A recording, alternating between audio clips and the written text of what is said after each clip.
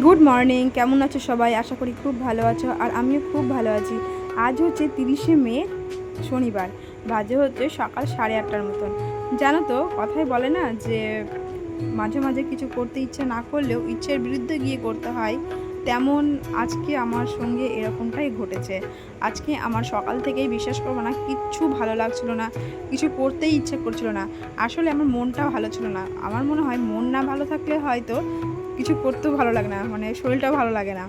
আর আজকে আমি সকালবেলা খুব সকালে ঘুমটা ভেঙে গিয়েছিল। তো ঘুম থেকে উঠে আগে আমি একটু হাঁটাচলা করে এসে ফ্রেশ হয়ে দিয়ে আবার এসে শুয়ে পড়েছি। তো শুয়ে পড়েছি, কিছু ভালো ছিল না করতে। এটাই যদি বাবার বাড়িতে থাকতাম তাহলে এতটা ভাবতেই হতো না, তাই না বলো? এটাই হচ্ছে বাবার বাড়ি আর শ্বশুর বাড়ির মধ্যে পার্থক্য।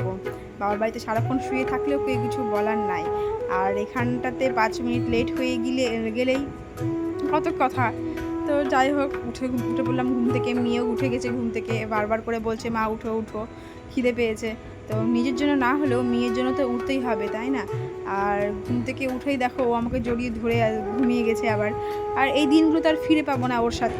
আর এইদিকে না, মেয়েও বারবার করে বলছে মা খিদে পেয়েছে, উঠো উঠো উঠো। তো না পারতে উঠে তাড়াতাড়ি করে দেখো আগে আমি বিছানাটা পরিষ্কার করে নিলাম। যেহেতু আমার বিছানা না পরিষ্কার করলে আমার কোনো কিছুই ভালো লাগে না।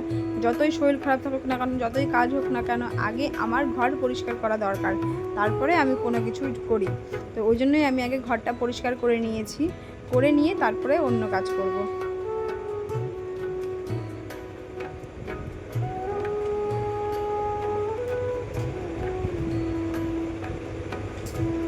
ভালো লাগে না। ভাব বলে কোনটা লিখবো?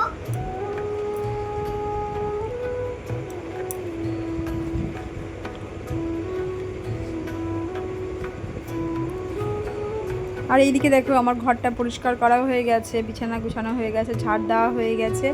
আর আজকে বাইরের ওয়েদারটা ছিল, মানে অত গরম ছিল না, কিন্তু রোদটা ছিল, হালকা হালকা রোদ ছিল, আর গরমটা ছিল না। ঠান্ডা ঠান্ডাই ওয়েদারটা ছিল, বেশ ভাল লাগছিল।